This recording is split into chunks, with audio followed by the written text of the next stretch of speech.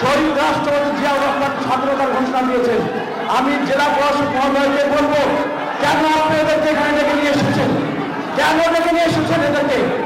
যারা বাংলাদেশের মাটিতে 2000 লোককে হত্যা করেছে, যারা বাংলাদেশের মাটিতে 2000 কচি প্রাণকে হত্যা করেছে, তাদের কোনো অধিকার নাই, তাদের কোনো অধিকার নাই এখানে আসা। কেন? প্লিজ আপনি এদেরকে দাওয়াত করে শুনবেন, এদেরকে দাওয়াত করে শুনবেন কেন?